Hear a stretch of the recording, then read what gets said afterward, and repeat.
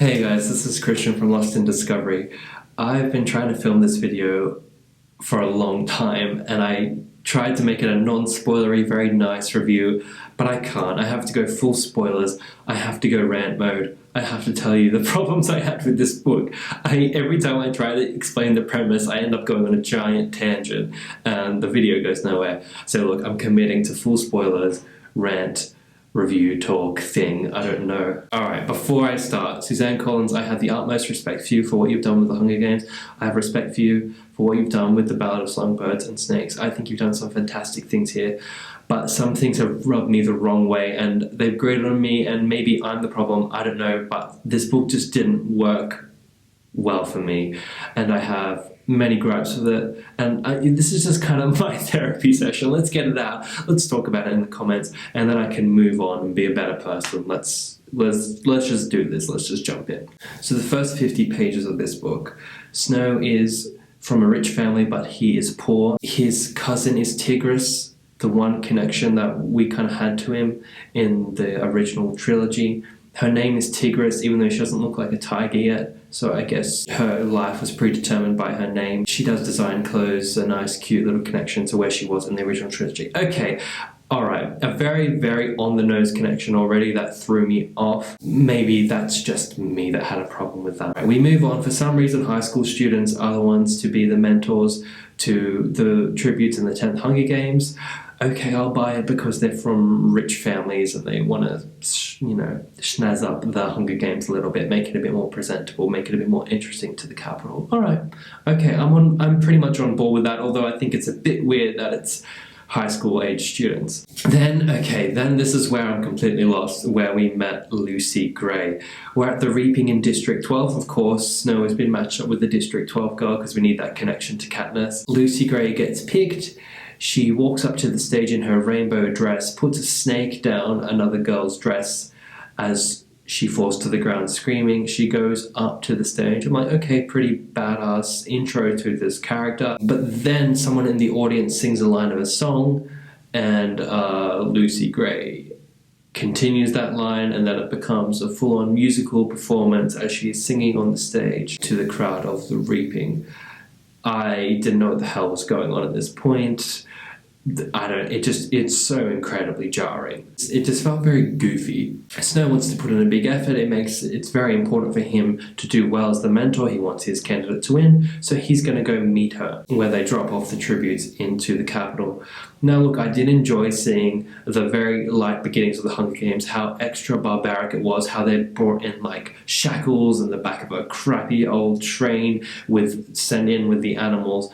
I like that. I like seeing how dirty and how horrific it was in its infancy. Not that it wasn't horrific in the original trilogy, but just how they just didn't give a crap in the original times. Then he goes to travel with them to their accommodation. He gets in the big cage with them, okay. They get dumped into a zoo. Okay, like the concept of the tributes being displayed in the zoo can go in a very interesting direction, but just the way it was executed was so goofy. Look, if you've read the original trilogy, you know about those impactful lines that would end chapters, that would immediately make you want to turn the page and start the next one. That this next important bit of information you found and you thought, wow, like, let's go, let's keep reading. For that chapter, it ends with, between the sets of bars, the faces of Capitol children gawked at him. He was in the monkey house at the zoo. It literally says, he was in the monkey house at the zoo. Like, this surely isn't me, but that just doesn't hit the same way that the original trilogy did. Never mind, like, just reading it to the Hunger Games. It's just not good, in my opinion, and I hate to say that. I don't mean any disrespect to Suzanne Collins. I think she's fantastic. This just took me out of it. It just didn't feel right.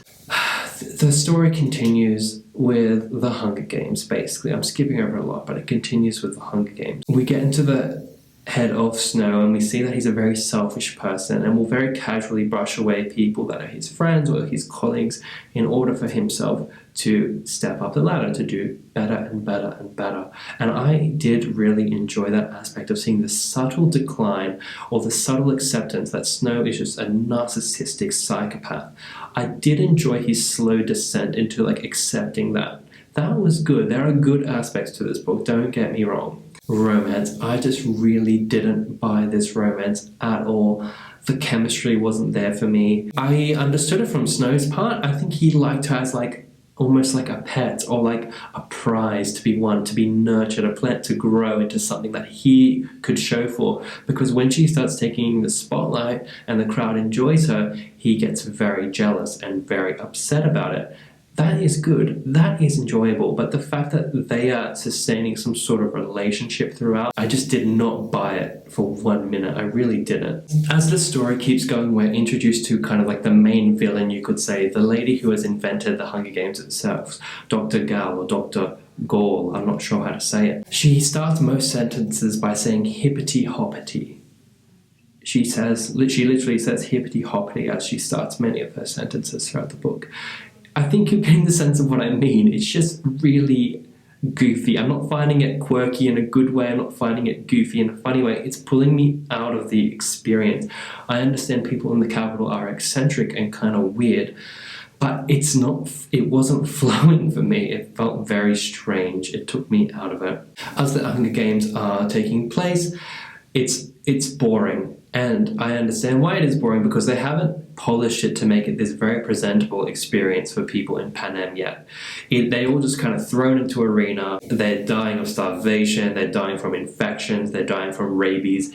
It's just very, very anticlimactic. And I understand what Suzanne Collins wanted to do with that, and I did appreciate seeing a slower, more boring Hunger Games to see how they needed to change things to make it grow.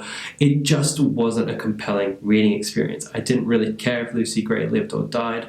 I didn't really care if Snow did well or not. I didn't really care, and this is the problem. I wasn't intrigued, I wasn't invested. But I didn't want to not finish the book because I wanted to give her the full respect she deserves and to finish the book to see where it ended up. Basically, things don't go well in the Hunger Games because Snow wanted to save Lucy Gray. What he did was he basically rigged it so the snakes that were thrown into the arena would not kill her.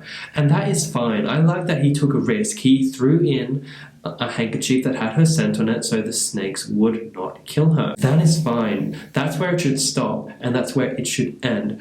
But Lucy Gray, as we're watching the Hunger Games, she comes out and she's singing a song. Isn't she always? She sings a song for like half of this book. She's singing a song and all the snakes are following her. She sits down and puts her dress out, lays it out, and all the snakes come up to her dress and create like a rainbow beautiful pattern, and the crowd love it. It's just ridiculous. I'm sorry. I just didn't like it. I'm sorry. Like I feel so awful trashing on a book like this because there are really parts I enjoyed, but these other parts just overshadow it so much. Anyway, so this is when we get to the third act of the book, where I just think everything completely falls apart for me. They find out that Snow has been had his hand in saving Lucy and making her the winner. So they say, you know what? You're done. We're making you a peacekeeper. Okay, so now Snow is a peacekeeper. What district do you think he's going to? 12, of course. Of course he's going to 12. We need to have that connection once more. And what does he hate in District 12 so much? He hates Mockingjays. Mockingjays are the worst. I wonder why he hates Mockingjays so much. I wonder who that connects to. Okay, alright, fine, I'll take it. I'll keep going. Some of this part was intriguing to me once I got over the fact that bloody President Snow is suddenly a peacekeeper. What I did enjoy, I liked seeing the origin of the song of the hanging tree. That was a nice callback. I liked seeing the conflict and Sejanus, his friend, about being a peacekeeper, about how wanting to help the districts, how that the capital is forever against the districts just by principle of their existence. And I liked seeing Sejanus' struggle with that and how he wanted to make a difference. That was quite interesting. The problem is Snow wasn't. He was just trying to think about how to get to Lucy Gray and how to get back into the capital and start his new life. Look, it just dragged on. This section really dragged on for me. We were in District 12 for so long and nothing was happening. Nothing was happening. Even when he reunites with Lucy Gray, it just turns into another love triangle situation, which I just don't care about.